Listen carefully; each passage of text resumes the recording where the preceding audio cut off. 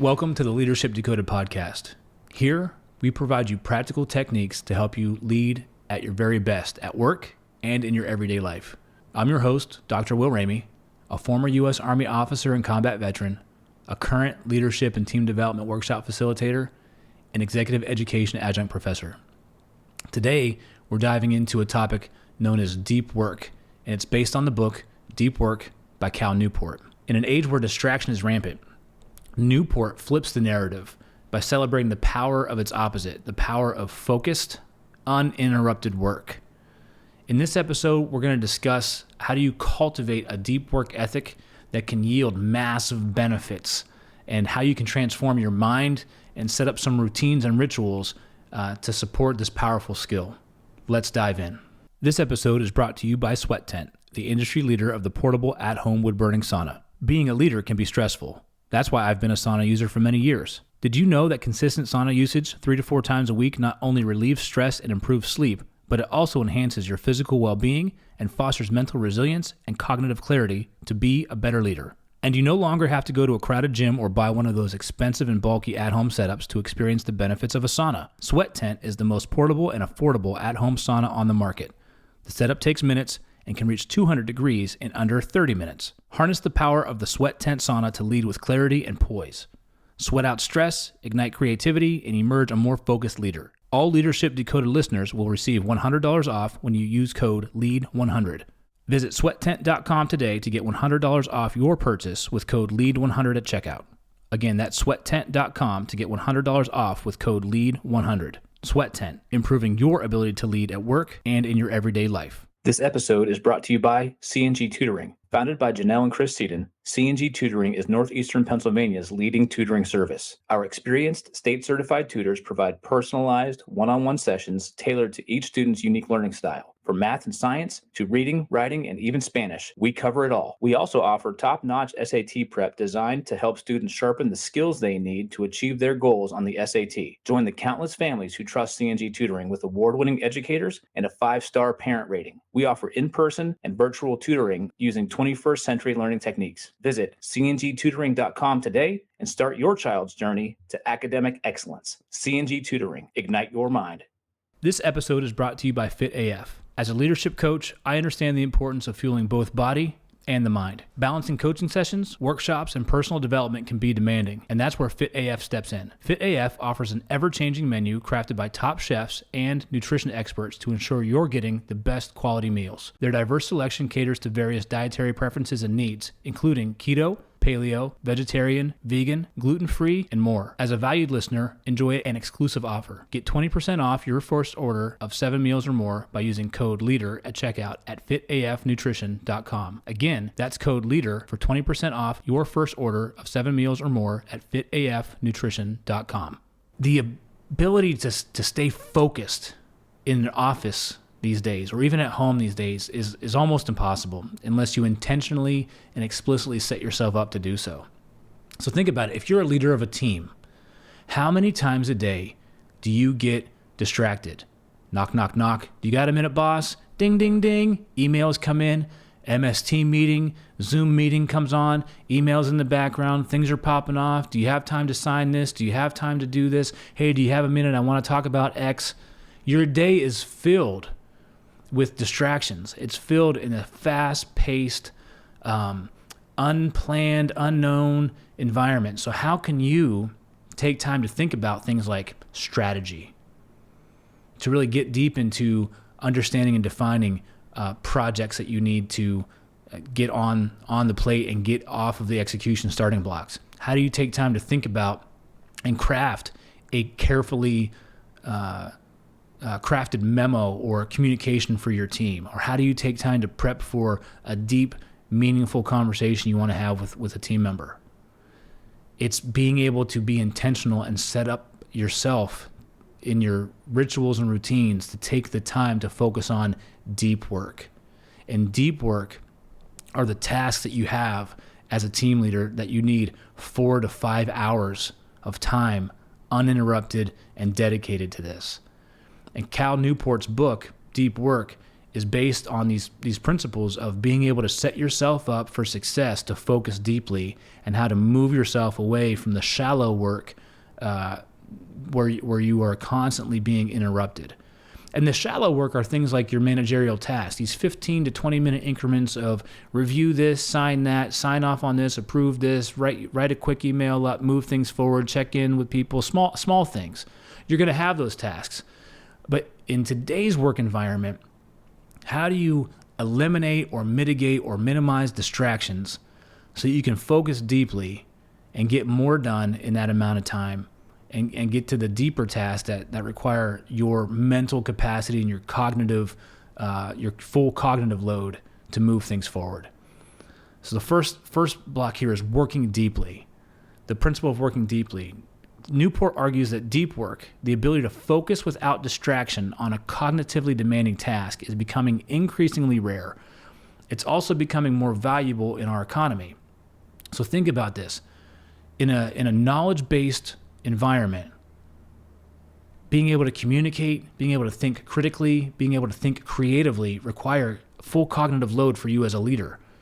And you can't do that if you're constantly getting interrupted by email dings, Slack, chat communications, or anything that pops up that's unplanned.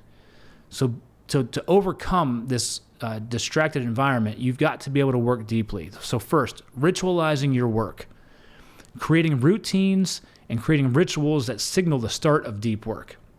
This could be a specific time of day, a particular location, or even a set of preparatory actions like making a cup of coffee and turning off notifications. On my work computer, I have disabled notifications that pop up when I get an email. I don't want to hear the audio. I don't want to see the visual. I don't want to know when an email pops up because I'm dedicating myself to the work that I'm doing in this point in time. So, and for me, the ritual is morning cup of coffee, no notifications on, and I set my day, I plan my day, or I do the hard thing that's going to require the most cognitive load first thing in the morning in a distraction-free environment. But I cue myself. I set myself up those conditions so that I know I'm beginning a big block of deep work. Second, prioritizing tasks. Identify the most important tasks that you have that require deep work and prioritize them. Get them started either first thing in your day or at the appropriate block where you can have a distraction-free work environment. And you want to allocate specific blocks on your calendar, specific blocks in your day for those deep, focused tasks. Block the time off and set yourself up to be uninterrupted. Setting clear goals is a third way. Define what success looks like for your deep work sessions. And this could be something like set specific measurable goals that you want to accomplish during this time frame so you can stay on track and you can stay motivated. As you begin your ritual, you set yourself up for success, you define your goals, and you enter that deep work block ready to go. And then the fourth thing, minimize distractions. And this is probably the most simplest thing to do on paper, but the biggest fundamental shift that you'll make that takes that discipline. But leverage technology to your advantage. Find a quiet workspace. Use noise-canceling headphones. Disconnect from the internet if possible. Turn off notification settings on your phone. Turn off the audio notifications on your computer, and set yourself up for deep work. You can always turn those things back on. It's the practice of shutting them off that'll cue yourself to be able to hone in and focus. By committing to these practices, you're going to cultivate an environment where you're going to be able to enter into deep work and be productive and have impact. Another element of focusing deep and going into deep work is embracing boredom. Newport emphasizes the importance of resisting the urge to always seek entertainment or seek distraction. We're wired for it. How many times do you find yourself watching TV, a commercial comes on, and you grab your phone? Or you're at your computer and you're waiting for something to load and you grab your phone. Or you're at your computer, you do a task, and then all of a sudden you jump on and you go check the news headlines throughout the day, or you check the weather headlines throughout the day. We're in a system where communication is constant, connectivity is always there, something is on 24/7, and so we bounce from task to task to task, and we have these periods where we can't not be stimulated. Well, Newport wants to suggest that we flip that on its head. When was the last time you've given yourself time to go wander and let your mind wander? You go outside. No podcast, no headphones, no music. You just let yourself wander around. Hear the birds, feel the wind, listen to the trees. And you go into these environments to let your mind go where it needs to go, so you can go deeper into a topic instead of just surface level ping, ping, ping, ping, ping. So here's how you can embrace boredom and boost your focus, right? Limit digital distractions, first and foremost. Schedule specific times for checking email, social media, or other digital distractions. Outside of those times, avoid the activities to train your brain and tolerate boredom. I've done this on my phone. I've set time limits I can use on social media, right? And as a content creator, as a person that works in an online business, I know this sounds counterintuitive, but what I have found is I am easily distracted by, did I get an email? Did I get a client? Did I get this? Did I get that? How's the post doing? How's this doing? And it takes me away from being able to really go in and create more content and create more courses or do that deep focus work I need to. So limit those digital distractions. Practice mindfulness. Engaging in mindfulness practices or meditation helps improve your clarity. It helps improve your ability to stay present, to stay focused on tasks at hand, and to be in the moment. Whether that be box breathing, whether that be firmly planting your feet on the ground, whether that be anchoring your hands to a desk and feeling the texture of that desktop.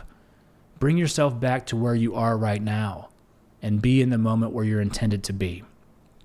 That will help break up and help you embrace those mundane tasks, that time period where you don't need to be stimulated constantly. You can just be here. Third, take breaks wisely. So instead of turning to your phone or a computer during a break, try activities that don't require screens. Go for a walk, read a book, simply sit quietly. I enjoy an ice pod, ice bath from time to time, a couple times a week, and what I find is when I engage in that moment, I set myself up outside and I look at the trees. I have seen several different types of birds, butterflies, deer, turkey, things out in my environment where if I would have just put on my phone or flipped through a screen or find myself doing some other digital distraction, I wouldn't have seen those beautiful things in nature. And nature has a way of connecting those mindful dots for you and giving your brain a break from that constant need for a dopamine hit. So take your breaks wisely and incorporate non-digital activities.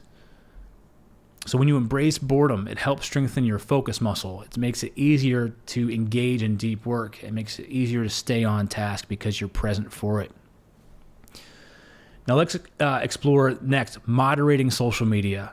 Newport challenges the notion that social media is essential. He advocates for a more selective approach. So here's some ways that you can reduce social media used to engage in deep work. Think about a cost-benefit analysis for your time. Think about a cost-benefit analysis for where you're spending your time online. Evaluate the value that social media brings to your professional life. If you want to use it for personal life, that's no problem. Be able to block that time for it. Identify which platforms are adding value and which are simply distractions. So during your workday, maybe Instagram or Facebook isn't adding value to your professional goals. So set yourself up a timer to where you can't enter on those platforms during your working hours or during your deep work hours. Again, use technology to your advantage. You don't need to eliminate it, but be able to moderate it. So cost-benefit analysis. Do you need that app? Do you need that during that time? And set yourself up some hard barriers that will help you maintain your discipline. Setting boundaries, second way. So this could mean specific times of day for social media, limiting usage during certain days of the week. I've embraced an idea of digital detox on the weekends because I like to create my content. I like to write and do my deep work for my business on Saturday. So by setting myself up for a distraction-free environment, not opening a tab, not having my phone near me, putting it in a different area, I set myself up on those boundaries. The other thing I do to set boundaries for social media use is I use the scheduling functions.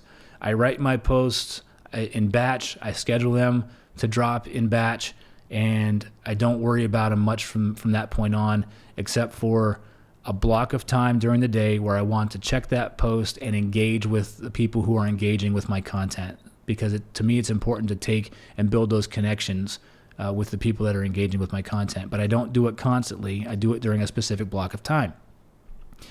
And then third, Newport suggests a digital detox. So experiment with periods of complete digital detox. And this could be a certain time of day, days during the week, hours during the day, whatever it may be. But this is going to help you reset your relationship with social media and with technology in general. So has it become a habit when you're bored or when you're have a downtime to turn to technology to fill that void, as compared to just being in that moment and letting your mind wander where it needs to versus something else giving you a predetermined stimuli? By reducing, mitigating use of social media, moderating use of social media, you can reclaim your attention and you can reclaim your focus for more meaningful, productive activities. And lastly is the idea that Newport brings up is drain the shallows. He advises minimizing shallow work, meaning tasks that are easy, not cognitively demanding, to maximize time for deep work. I talked about this in previous episodes about rituals and routines and manager time versus maker time. It really is being able to block those times where you can do your shallow work quick, fast, and efficiently, and then blocking your time to do your deep work without those tasks hanging over you. So ways to do this: you can audit your time. Track how you spend your time for a week, identify activities that fall into the category of shallow work, and either assess their necessity or block time out to do it that is off your peak deep work time. If your best time to do deep work is in the morning, do your shallow work in the afternoon, and vice versa. Batching shallow tasks together.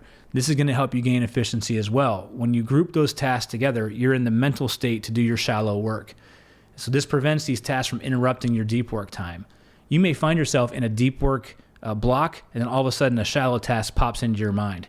Well, if you know that you have pre-designated time to do that shallow work, you can say, nope, I'm doing that later. Let that thought go out and come back to your deep work so you can focus.